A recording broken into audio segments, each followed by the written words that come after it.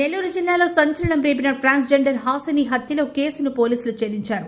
ట్రాన్స్జెండర్ల నాయకురాలైన హాసిని అలైఖ్యల మధ్య ఆధిపత్య పోరి హత్యకు కారణమని జిల్లా ఎస్పీ కృష్ణకాంత్ వెల్లడించారు. హత్య కేసులో 12 మందిని అరెస్ట్ చేశామని, పరారీలో ఉన్న మరో 3 త్వరలోనే పట్టుకుంటామన్నారు. ట్రాన్స్జెండర్ల నాయకురాలైన హాసిని అలైఖ్యల మధ్య చాలా కాలంగా విభేదాలు ఉన్నాయని ఎస్పీ చెప్పారు. వీరిపై తిరుపతి, నెల్లూరు జిల్లాలో పలు కేసులు నమోదయ్యాయని తెలిపారు.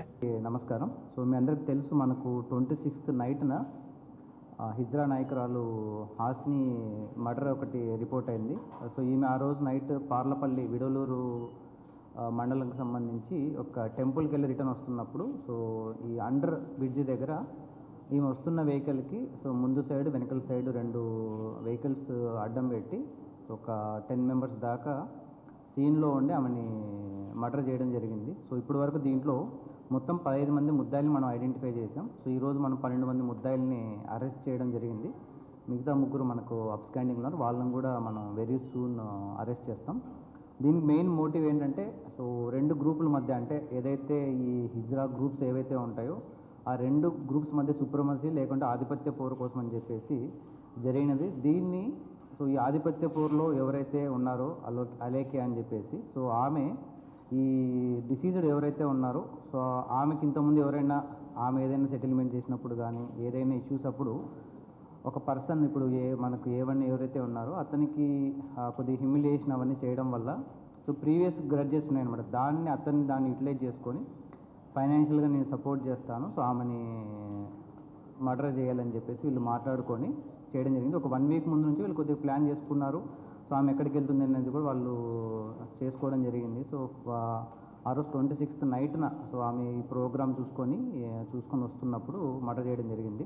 సో మర్డర్ మనకు నైట్ అరౌండ్ 10 o'clock జరిగింది. బై మార్నింగ్ కల్లా మనము ఎవరు చేశారని చెప్పేసి మనం ఐడెంటిఫై చేయడం జరిగింది. దాని టెక్నాలజీ కూడా యూజ్ చేసి బై మార్నింగ్ కల్లా మనం ముద్దాయిలందరినీ ఐడెంటిఫై చేయడం జరిగింది. దీంట్లో చాలా టీమ్స్ చాలా ఎఫర్ట్స్ పెట్టడం వల్ల మనకు జరిగింది. ఎక్కడ ఎలాంటి అలిగేషన్స్కి ఫస్ట్ ఆఫ్ ఆల్ మనం ఛాన్స్ ఇవ్వకూడదని చెప్పేసి మనము ఈ 26th జరిగినా కూడా ఈరోజు ప్రెస్ మీట్ పెట్టడం మెయిన్ రీజన్ ఏంటంటే, చాలా మనకు థియరీస్ వచ్చాయన్నమాట. సో వాటికి ఎలాంటి దాన్ని స్కోప్ ఇవ్వకోకుండా పోలీసుల మీద ఎలాంటి అలిగేషన్స్ లేకుండా ఉండడం కోసం మనం ఇంత టైం తీసుకొని అందరూ ఎవరైతే ఇన్వాల్వ్ అయిన ప్రతి ఒక్కరిని మనం ఈ కేసులో ముద్దాయిలుగా చూపించడం జరిగింది. దీంట్లో డిఎస్పీ గారు పర్సనల్గా మానిటర్ చేస్తూ వాళ్ళ సబ్ డివిజన్కి సంబంధించిన సిఐస్ అందరినీ ఇన్వాల్వ్ చేసి మనము ఇది చేయడం జరిగింది. మిగతా 3 ముద్దాయిల్ని కూడా మనం వెరీ సూన్ అరెస్ట్ చేయడం జరుగుతుంది.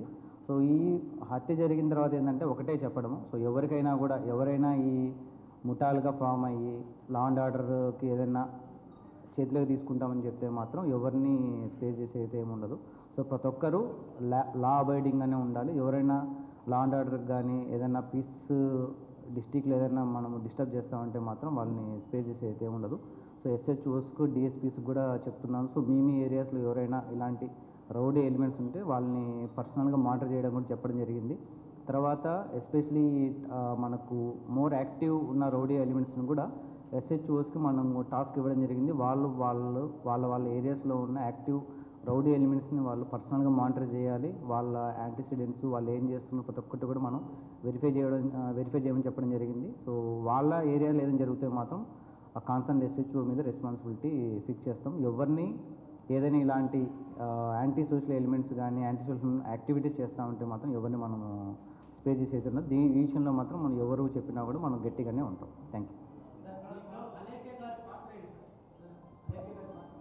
కాన్స్పిరసీ, సో ఇప్పుడు ఏంటి సుప్రమసీ కోసంలో కాన్స్పిరసీ చేసి మర్డర్ చేయాలని చెప్పేసి డిసైడ్ అయ్యారు. అది కాన్స్పిరసీలో ఉన్నాము, సీన్లో లేదు, బట్ షీ నోస్. సో ఎలా మర్డర్ చేయాలని చెప్పేసి మాత్రం ఆమె కాన్స్పిరసీలో ఉంది, సీన్లో అయితే లేరు. అందరూ నెల్లూరు వాళ్ళే.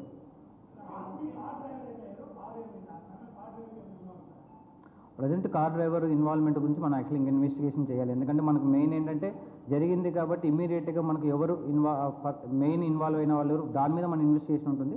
ఫర్దర్ ఇన్వెస్టిగేషన్లో మనము ఎవరెవరైతే ఇంకా ఇన్వాల్వ్ అయ్యారో దాన్ని కూడా మనము ఫర్దర్ ఇన్వెస్టిగేషన్లో ఒకవేళ వాళ్ళ ఇన్వాల్వ్మెంట్ ఉంటుంది మనం ఐడెంటిఫై చేస్తాం. ప్రజెంట్ అయితే మనం ఎవరు మెయిన్ ఇన్వాల్వ్ అయ్యారో దాని మీద మన ఇన్వెస్టిగేషన్ ఉంటుంది. ఫర్దర్ ఇన్వెస్టిగేషన్లో మిగతా వాళ్ళు ఎవరైనా ఉన్నా కూడా వాళ్ళని మనం యాడ్ చేస్తాం. సో యాడ్ చేసుకోవడానికి మనకు స్కోప్ ఉంటుంది. ఇక్కడితోనే 15 మందితోనే మనకి ఎండ్ అవుతుందని మనం చెప్పట్లేదు. మిగతా వాళ్ళు ఎవరైనా ఇన్వాల్వ్మెంట్ ఉన్నా కూడా ఫర్దర్ ఇన్వెస్టిగేషన్లో మనం యాడ్ చేస్తాం.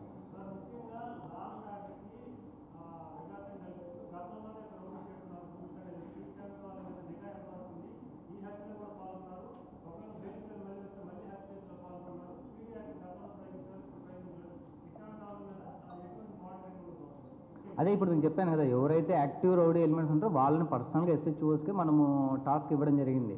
సో ఫ్యూచర్లో ఏదైనా వాళ్ళు బయటకు వచ్చి మళ్ళీ ఇన్వాల్వ్ ఏదైనా ఉన్నా కూడా కన్సర్న్ ఎస్హెచ్ఓ మీద యాక్షన్ తీసుకుంటాం. సో కాబట్టి ఎస్హెచ్ఓస్కే రెస్పాన్సిబిలిటీ మనం ఫిక్స్ చేస్తున్నాం. ఎందుకంటే వాళ్ళే పర్సనల్గా మానిటర్ చేస్తారు. అంటే యాక్టివ్ ఎవరైతే ఉన్నారో మీరు అన్నట్టుగా వాళ్ళని పర్సనల్గా ఎస్హెచ్ఓసే మానిటర్ చేస్తారు.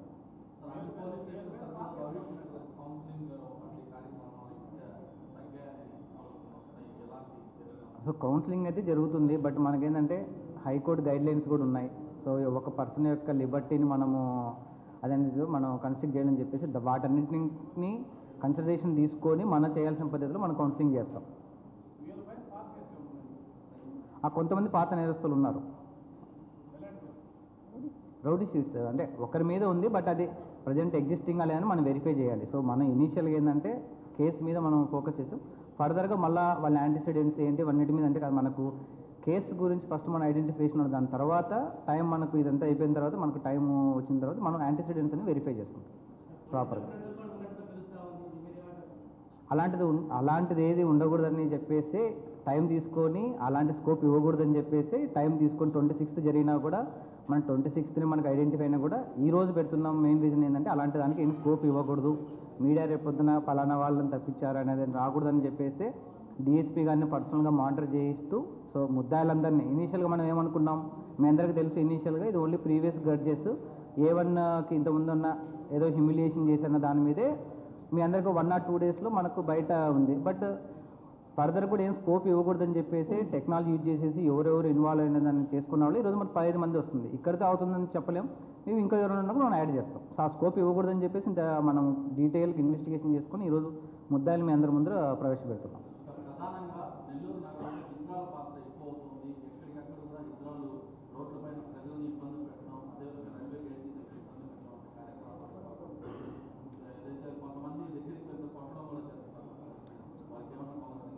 సో అది ఆల్రెడీ మనం టౌన్ డిఎస్పీ గారికి, రూరల్ డిఎస్పీ గారికి చెప్పడం జరిగింది. సో లాస్ట్ 1.5 month బిఫోరే చిన్న ఇన్సిడెంట్ జరిగినప్పుడే వాళ్ళకు కూడా గట్టి కౌన్సిలింగ్ ఇచ్చేసి ఇలాంటి ఇన్సిడెంట్ రిపీట్ కాకుండా చూసుకోమని చెప్పడం కూడా జరిగింది. సో ఇప్పుడు ఏవైతే మీరు చెప్పారు ఇష్యూస్ వాటన్నింటినీ మనం సపరేట్గా డీల్ చేస్తున్నాం. ప్రజెంట్ ఇది ఏదైతే మర్డర్ కేసు గురించి కాబట్టి దీని గురించి మనం మాట్లాడుతున్నాం. బట్ మీరు చెప్పిన ఇష్యూస్ కూడా మన నోటీస్లో ఉన్నాయి, వాటి మీద కూడా మనం యాక్షన్ తీసుకుంటాం. అదే చెప్పాం కదా, ఎవరిని మనము వదిలేదైతే ఏమి ఉండదు, అది ఎవరైనా కూడా. సో ప్రజెంట్ అయితే ఫైనాన్షియల్ మోటివ్ ఉందని చెప్పేసి మనకు చెప్పడం జరిగింది. అది ఎక్స్చేంజ్ అయిందా లేదా అనేది మనకు ఫర్దర్ ఇన్వెస్టిగేషన్లో మళ్ళీ మనం చెప్పాం.